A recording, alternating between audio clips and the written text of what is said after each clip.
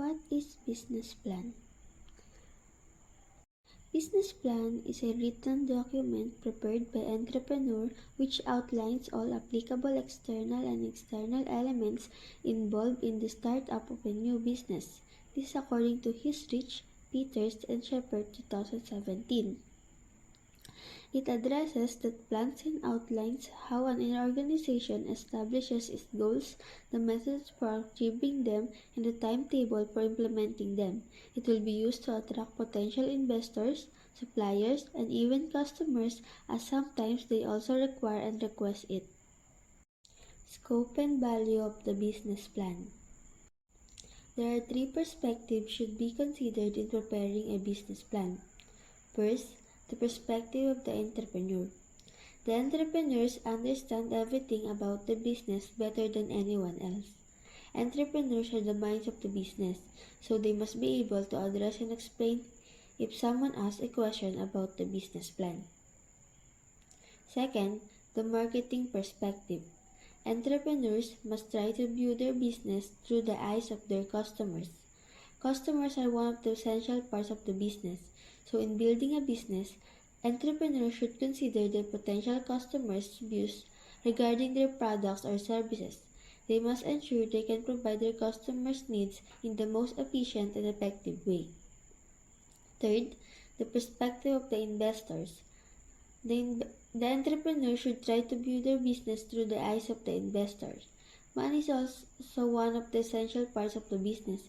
So entrepreneurs should see their business as a potential investment. The business plan should attract investors to help with the financing and start the new venture.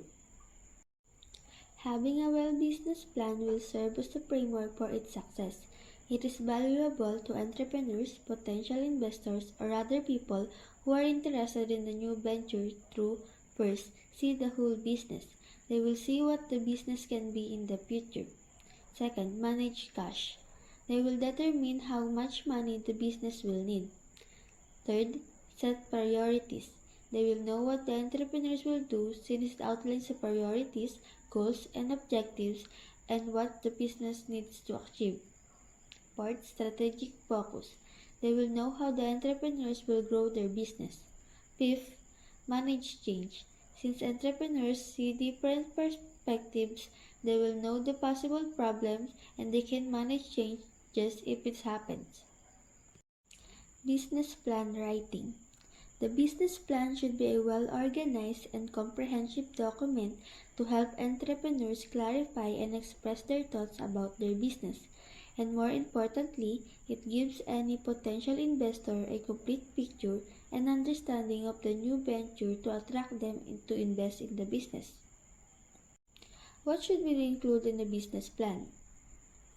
First, introductory page. Second, executive summary. Third, industry analysis. Fourth, description of venture. Fifth, production plan. Sixth, operation plan. Seventh, marketing plan. Eighth, organizational plan. Ninth, assessment of risk. 10th, financial plan. 11th, appendix contains back material. It is an outline for business plan which is composed of 11 parts. However, this outline is only meant to be a guide. As discussed, the entrepreneur should be aware that each business plan may be different depending on the purpose of the plan and who will be reading it.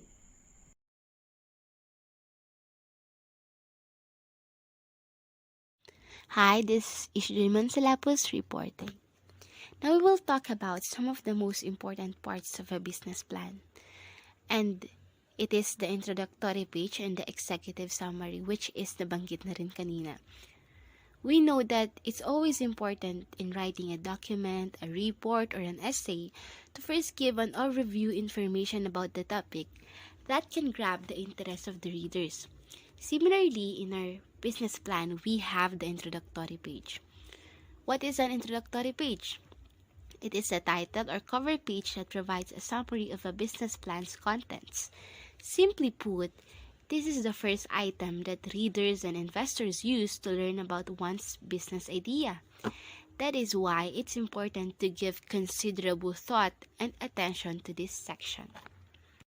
So, to better understand, alamin natin kung ano yung mga bagay and information na dapat nilalaman ng ating introductory page. First is the name and address of the company, of course.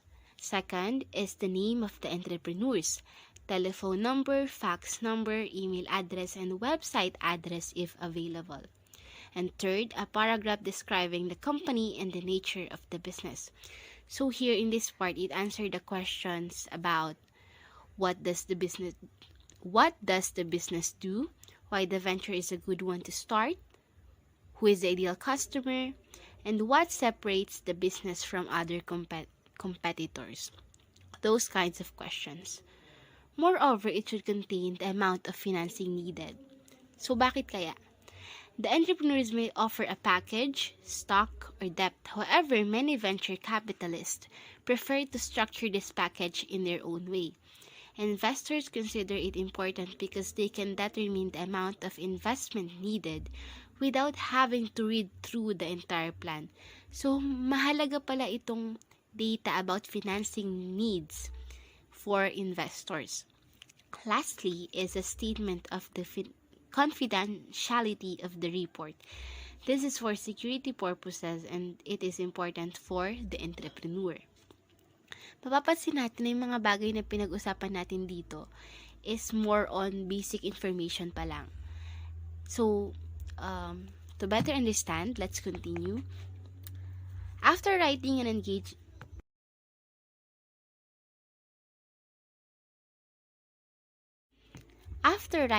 engaging introduction, now let's proceed to the executive summary. This section of the business plan is prepared after the total plan is written. About 2 to 3 pages in length, the executive summary should stimulate the interest of the potential investor. So, it has a role to play if the investors will even bother to read the rest of the business plan or not. This is very important section of the business, of course, and should not be taken lightly by the entrepreneur. Thus, it should highlight in a concise and convincing manner the key points in the business plan. Generally, the executive summary should address a number of issues or questions that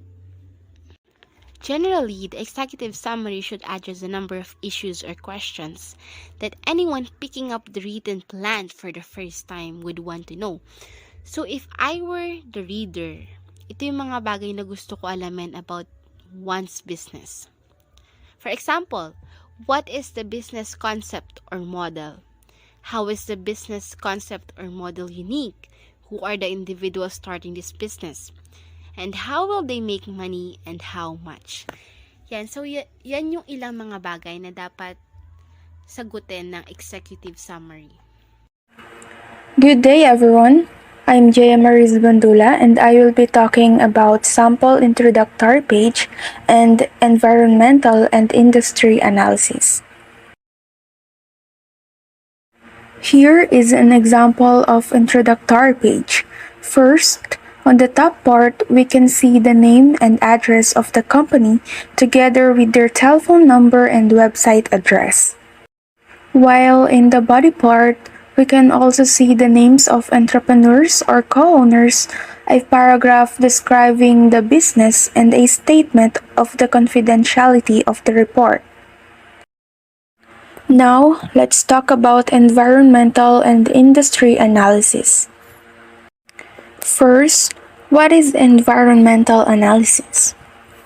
Environmental analysis is the next major part or section of the business plan after the executive summary.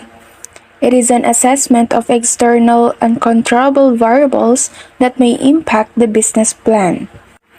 This consists of at least 20 pages, but the comforting part here is 70% of this section is composed of graphical presentations, tables, and computations.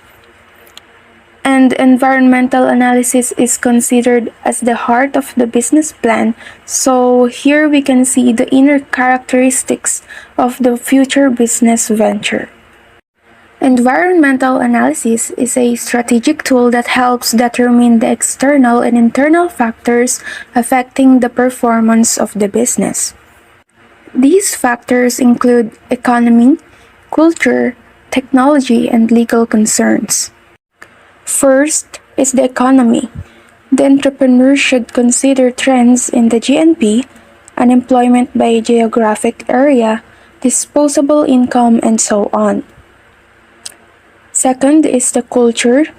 An evaluation of cultural changes may consider shifts in the population by demographics. Third is the technology. Advances in technology are difficult to predict. Being in a market that is rapidly changing due to technological development will require the entrepreneur to make careful short-term marketing decisions as well as to be prepared with contingency plans given any new technological developments that may affect his or her product or service. Next is the industry analysis. Understanding industry analysis is really important for a small business owner. It reviews industry trends and competitive strategies. If you enter a specific industry, each industry is going to have different characteristics, and that's going to help you decide whether you want to go into that industry or not. Certain kinds of industries have different kinds of fixed and variable costs. Some kinds of industries have huge profit margins and some don't. When you look at industry analysis, there are certain things you need to look for, like industry size and district, growth rate, what your sales will be, what your profit rate will be, of course, the nature of the competition in that particular industry, your key success factors in that industry, and then any sort of long-term prospects. Now, let's talk about the factors. First is the industry demand. Demand as it relates to the industry is often available from published sources. Knowledge of whether the market is growing or declining, the number of new competitors, and possible changes in consumer needs are all important issues in trying to ascertain the potential business that might be achieved by the new venture. The projected demand for the entrepreneur's product or service will require some additional marketing research. The second factor is the competition. Most entrepreneurs generally face potential threats from larger corporations. The entrepreneur must be prepared for these threats and should be aware of who the competitors are and what their strengths and weaknesses are so that an effective marketing plan can be implemented. Most competitors can be easily identified from experience, trade journal articles, advertisements, websites, or even the yellow pages. Now, the key questions the entrepreneur should consider for this section of the business plan are: first, what are the major economic, technological, legal, and political trends on a national and international level? Second, what are the total industry sales over the past 5 years? Third, what is anticipated growth in this industry?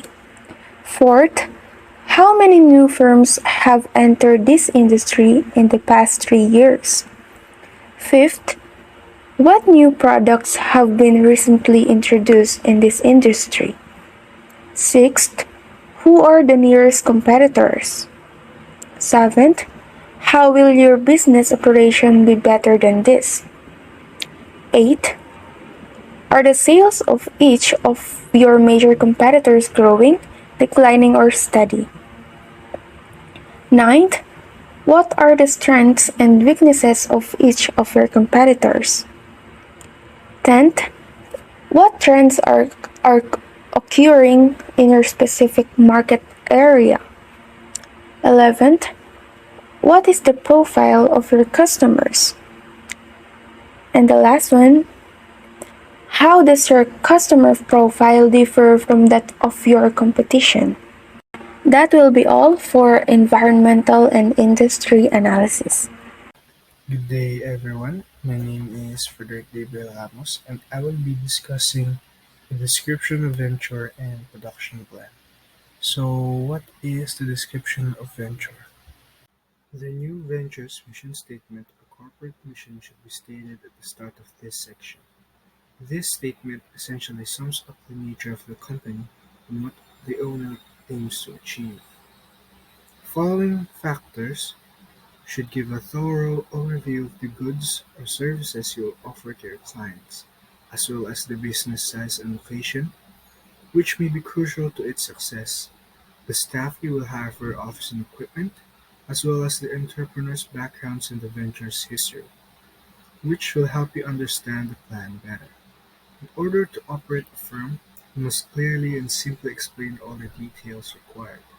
Additionally, the entrepreneur may need to consider elements like parking, access from roads to the facility, access to customers, suppliers, distributors, delivery costs, local restrictions or zoning laws, as well as accessibility to consumers, suppliers, distributors, and other businesses. A larger version of the local map could be useful for putting the area's roads, highways, accessibility, and other features into perspective. When writing this component of the business plan, an entrepreneur needs to provide answers to these fundamental questions. First, what is the mission of the new venture? Second, what are your reasons for going into business? Third, why will you be successful in this venture? Fourth, what development work has been completed to date? Fifth, what is your products and or services? Sixth, describe the products and or services including patent, copyright, or trademark status. Seventh, where will the business be located? Eighth, is your building new, old, in need of renovations? If renovations is needed, state costs. Ninth, is the building leased or owned? State the terms. 10th, why is this building and location right for your business? 11th, what office equipment will be needed? 12th, will equipment be purchased or leased? And 13th, what experience do you have and or will you need to successfully implement the business plan? That is all for the description of venture. Next is production plan. So what is production plan? This details the manufacturing for the merchandise. A production plan is essential if the new business is a manufacturing enterprise. Moreover, this should be taken out of the plan if there are no manufacturing functions. A business or individual that performs work for a corporation as a component of a bigger project is known as a subcontractor. Subcontractors fulfill the work that a contractor is contracted to do, but unable to do themselves while still being held accountable. You don't manage or supervise subcontractors. You don't give them directions on how to do their task or exercise line management authority over them because they are not part of your company. Subcontractors deliver the service to your or your client as if they were you. Therefore, if a manufacturing process is to be subcontracted, they must provide all the information required, such as the location where they will work, reasons for selection or why did you choose them, costs, and any contracts that have been completed before them in order for the external party or subcontractors to carry out the duties effectively. The physical plant layout, the machinery and equipment required to carry out the manufacturing operations, the names, addresses, and terms of raw materials and suppliers, the cost of manufacturing, and any future capital equipment requirements must all be mentioned if the manufacturing is to be carried out entirely or in part by the entrepreneur. And much like the description of venture, you must also answer to these questions to determine whether your business plan is correct or not. First, will you be responsible for all or part of the manufacturing operation? Second, if some manufacturing is subcontracted, who will be the subcontractors? Give names and addresses. Third, why were these subcontractors selected? Fourth, what are the costs of the subcontracted manufacturing? Include copies of any written contracts. Fifth, what will be the layout of the production process? Illustrate steps if possible.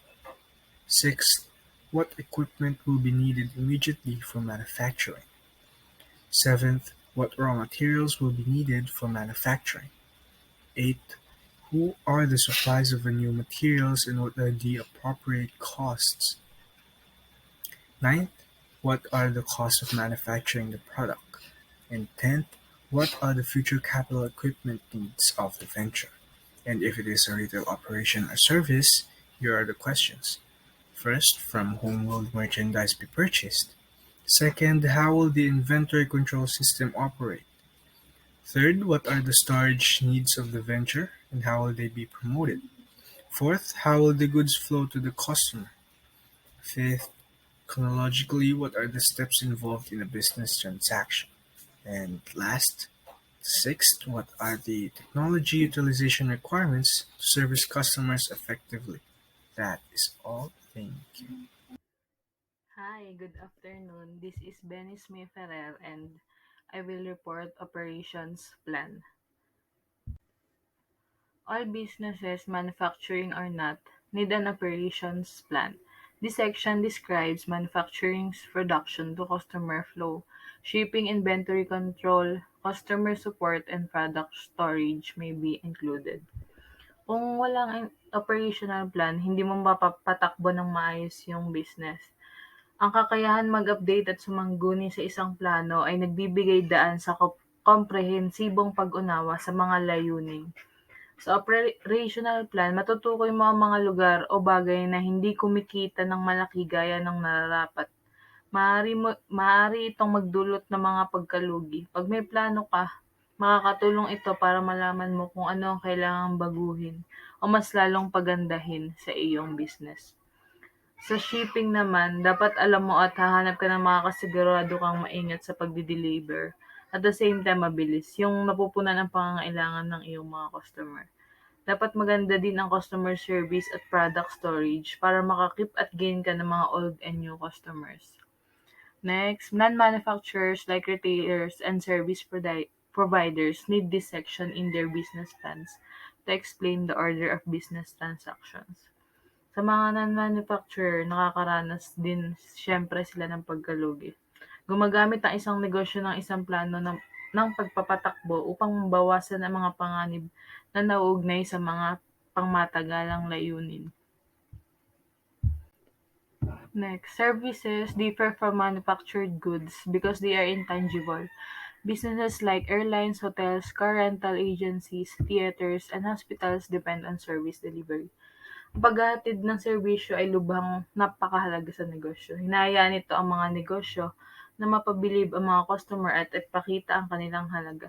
Mapapabuti nito ang mga relasyon sa customer, mabibigay mo ang serbisyong kanilang kailangan, maaari ka pang makahikayat ng mga bagong customers pag nagbigay ang iyong mga customer ng good reviews. Firms' reliability, responsiveness, and assurance depend on location, facility layout, and staff. Service quality distinguishes new service ventures, so an operation plan should emphasize it. Ang isang sentralisadong lokasyon para sa lahat ng iyong imbakan ay nangangailangan ng tulong upang mabawasan ang agwat sa produksyon.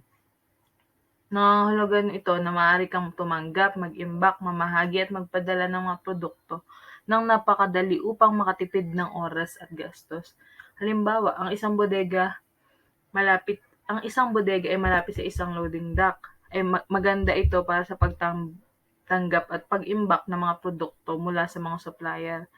Isa pang halimbawa, ang kagandahan ng pagkakaroon ng magandang lugar o storage ay maiwasan ang mabilis na pagkasira ng mga produkto. Next, marketing plan. Marketing plans describe market condition and strategy for distributing, pricing, and promoting products and services. Marketing research that supports key marketing decisions and predicts sales. Product or service forecasts Determine the venture sales and profits. Ang isang marketing plan ay isang blueprint para sa paglulunsad mo ng iyong bagong produkto. Dito mo mauunawaan ang mga kaguluhan ng iyong market, kung paano mo mapapalaki ang iyong audience, at kung paano ka magpa-promote sa mga tao. Gamit ang isang mahusay na disenyo ng marketing plan, maaari kang magdisenyo ng mas epektibong mga promosyon at maimpluwensya, maaabot mo ang iyong target customer sa pamamagitan ng advertising. Investors value the marketing plan, thus the entrepreneur should strive to create a comprehensive and detailed plan to communicate the venture's goals and strategies to investors. Gusto ng mga investors makakita ng matatag na statistics, tumpak na pananaliksik sa merkado at isang isasagawang plano sa marketing. Ang iyong background ay napakahalaga sa kanila. Ang iyong kakayahang gumanap sa patuloy na pagtaas at produktibong paraan ay mahalaga sa iyong mamumuhunan. And lastly, the entrepreneur's marketing plan should guide short-term decision-making and be done annually with weekly or monthly monitoring and changes. Yun lang po. Thank you. Magandang araw, ako si Cyrus Otenebro at ire-report ang parte ng Organizational Plan at Assessment Risk. Organizational Plan describes form of ownership and lines of authority and responsibility of members of new venture. Dito makikita kung ano nagiging parte, role, o kung anong gaganapin ng isang member. Kung saan ba siya o kung siya ba yung director, siya ba yung staff, or kung ano yung gagawin nila sa isang business. Ito rin, makikita rin siya na magiging future investors, creditors, and other outsides na magiging parte ng ating kumpanya. Dahil titingnan dito kung yung nasa ayos ba yung kumpanya, may mga role ba na napupunan, may role ba na naaayon, o kung yung role ba yun ay katanggap-tanggap nyo sa business. Or may mga role bang hindi naman kailangan pero nilagay, or may mga role. Key questions for preparing an organization structure. Siyempre dito, ina-assess kung sino yung magiging member o yung magiging posisyon ng bawat isa doon sa magiging kumpanya. Una, what is the form of ownership of the organization?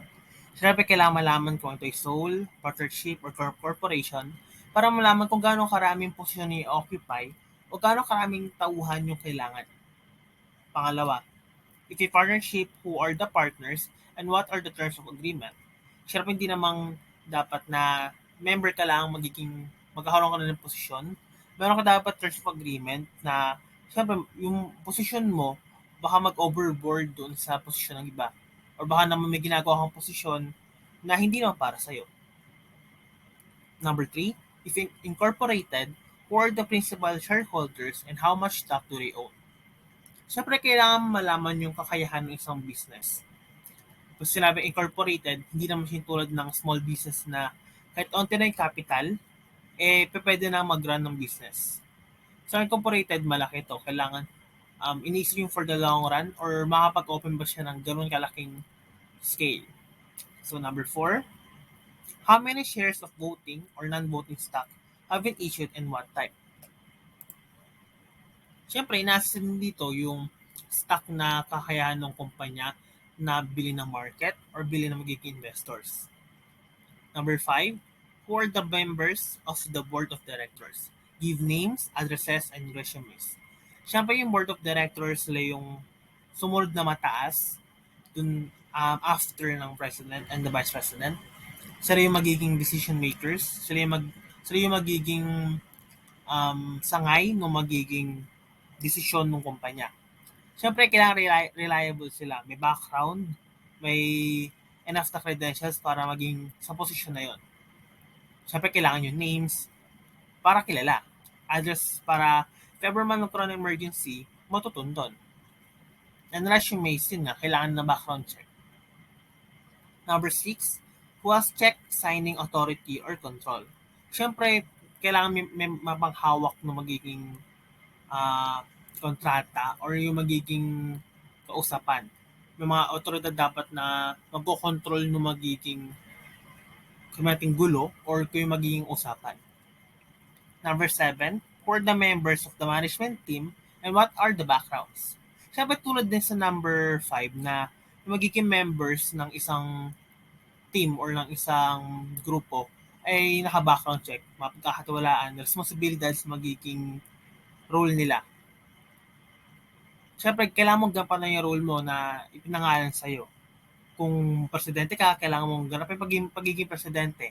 Kung management team ka, kailangan mong ganapan yung kung paano mag-manage or kung ano yung kailangan mong ano yung objectives or yung magiging role mo doon sa position mo. Number 8, what are the roles and responsibilities of each member of the management team? Siyempre, kailangan malinaw o mailatag ng maayos kung ano yung kailangan o kung ano yung magiging role mo. Kung role mo na sa'yo na ibigay yung magiging marketing or sa'yo magiging bigay na yung magiging products or kung ano magiging role sa sales.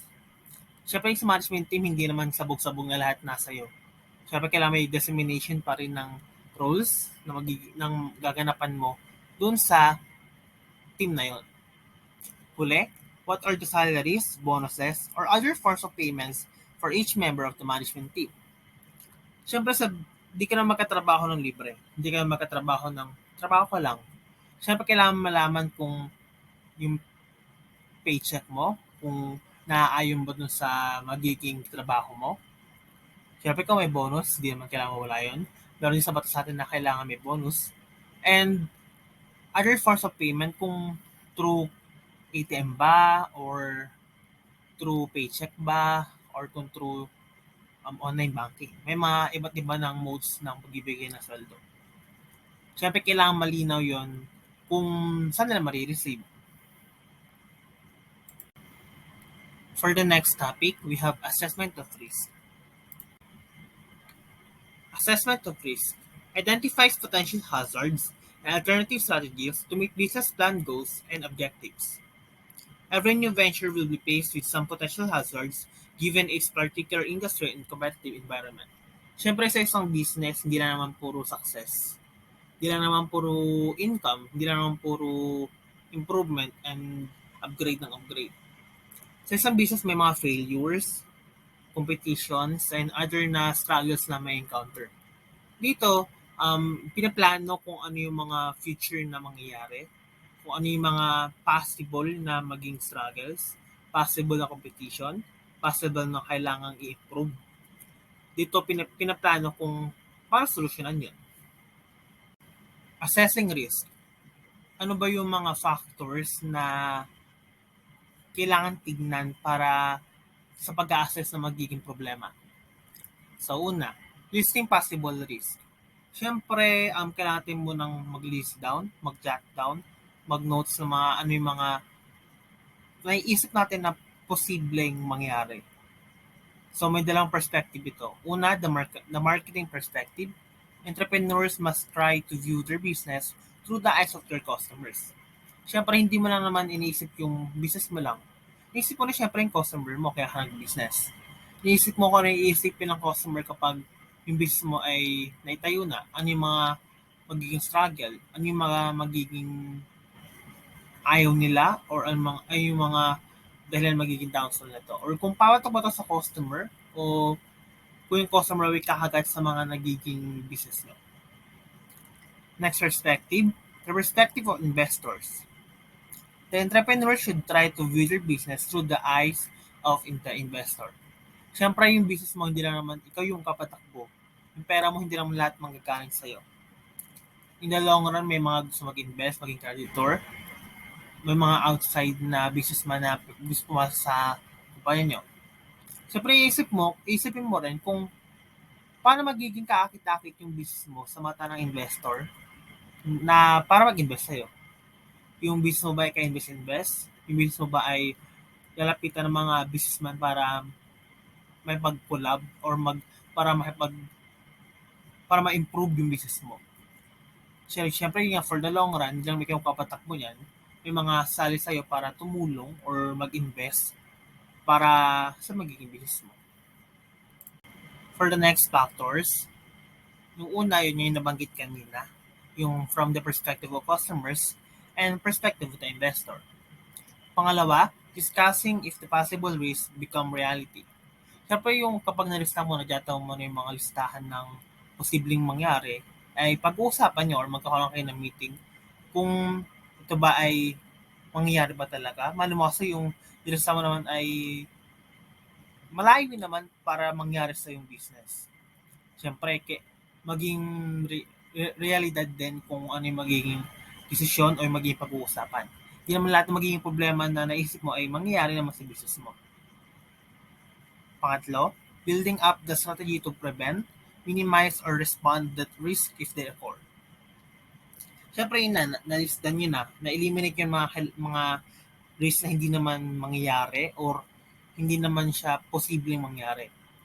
Siyempre kapag na-narrow down nyo na yung mga magiging problems, isipan nyo na kung mangyari man ito, ano yung magiging solusyon? Kailangan may plano na. Hindi yung magkaplano kayo na on the spot kapag may problema na. Di kayo maglilista or mag-iisip kung on the spot ay yun yung problema. Anong gagawin nyo kung wala kayo na pag-usapan? Kailangan may mga beforehand, may mga plans na kayo or backup na backup plans. Kung hindi man mangyari yung mga unang plans, syempre may mga backup kayo na ipang cover up.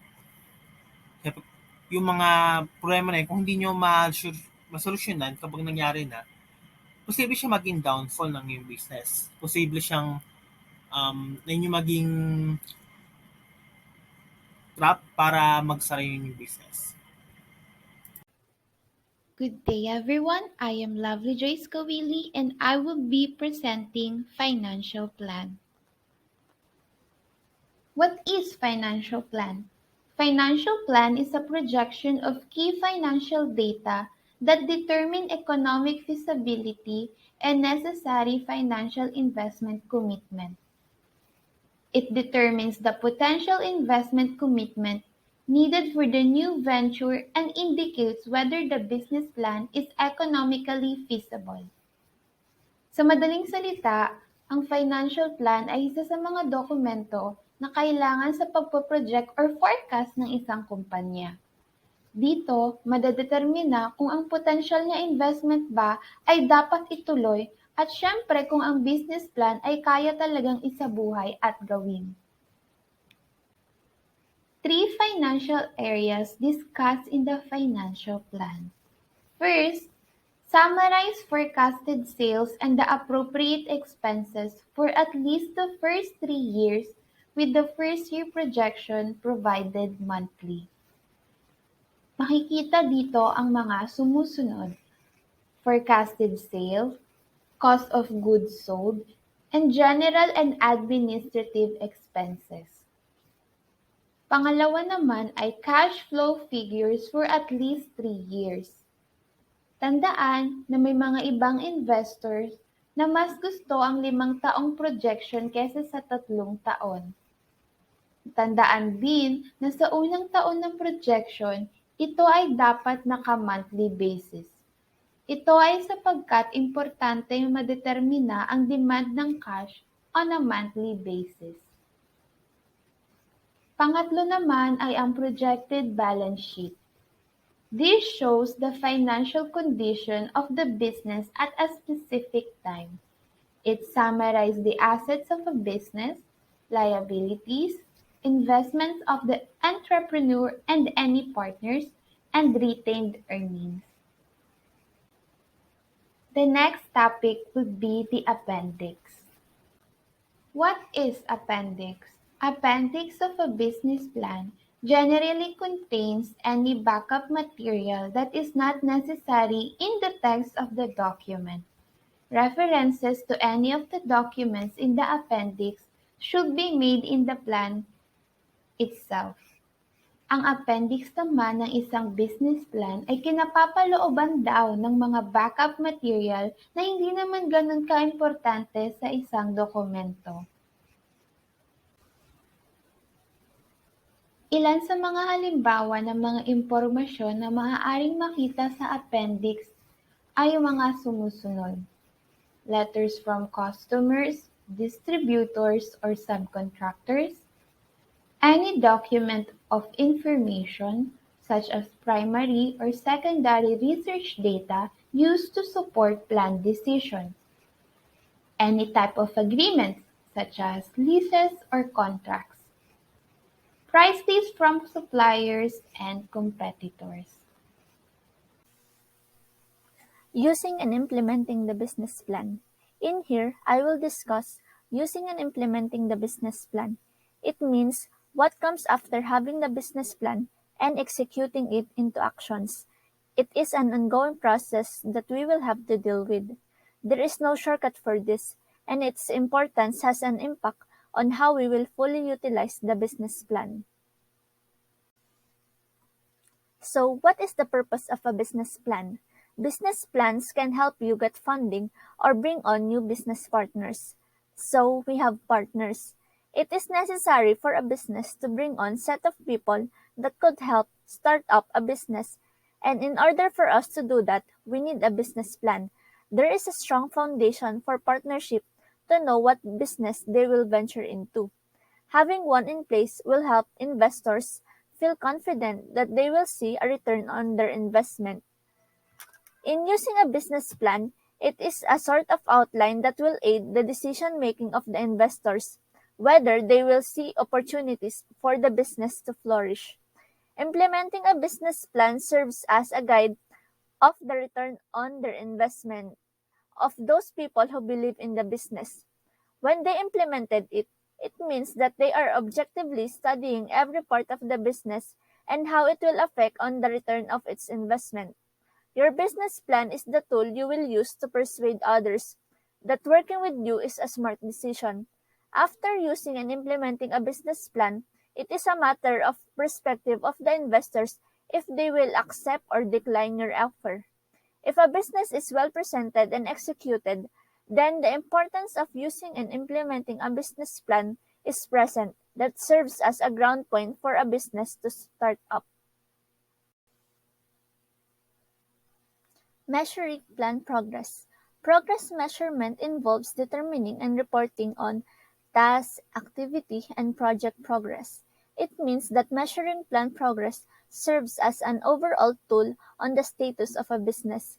It will track and project whether a business is going somewhere or keeps on repeating mistakes along the way. Performance measurement compares this progress against defined criteria, targets, or benchmark to assess whether a project is over or underperforming. This is a great way to start a business and evaluate its performance. Evaluation is not the end process of a business. It is important to measure the plan progress in order to report and make ways on how to flip the situation of a project, which makes them focus on this that are critical and fix those things that matters to a business. The outcomes of these measurements allow project managers to proactively manage projects and improve project success rate. It is a way to improve and prove the worth of a business to serve their clients well and to earn the trust of their investors who believe in them in the first place.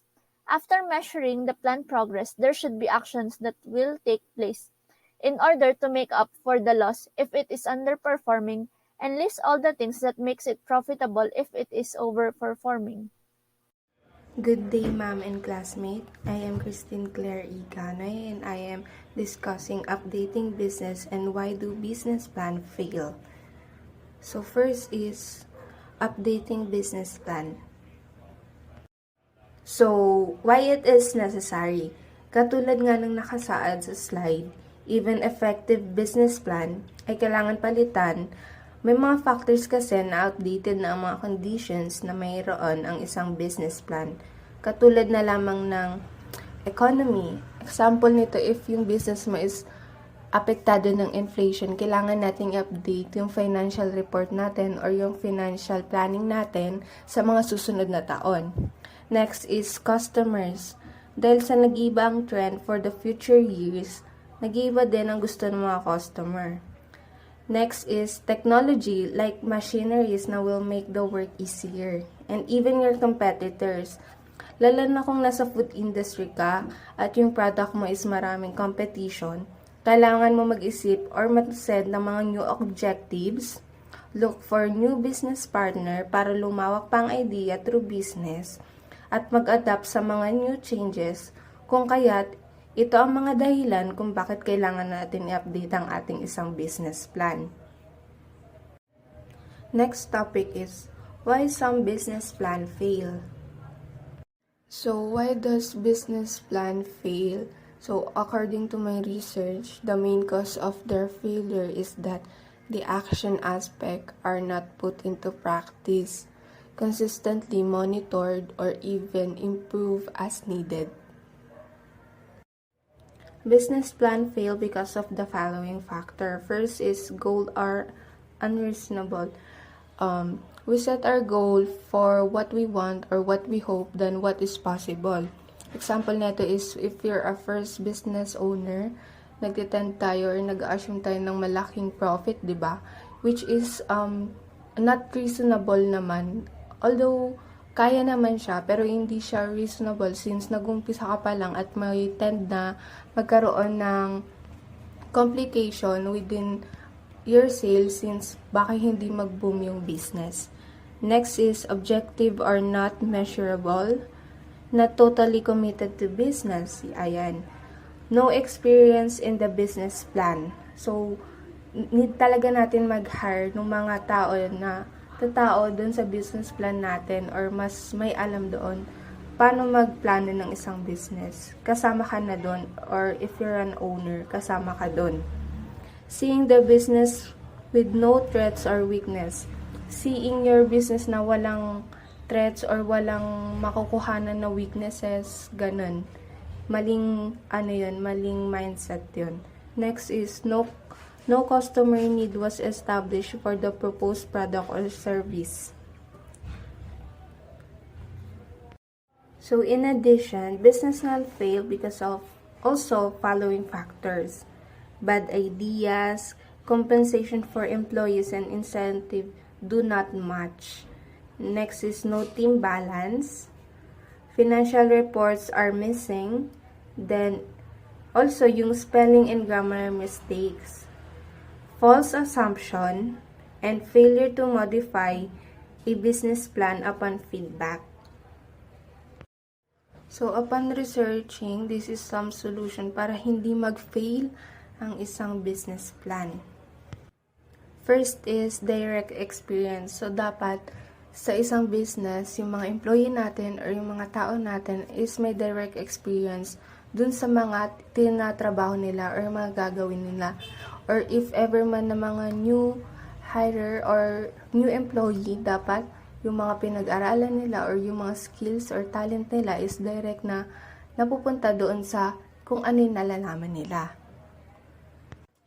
So, next is listen to feedback. So, napaka-importante yan sa business, lalo na at sa mga customer tayo kumukuha ng mga ano dapat natin gawin sa future, ganon.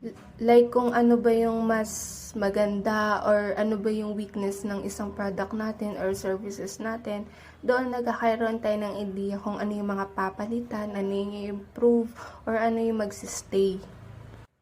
Lastly is do marketing research or do market research.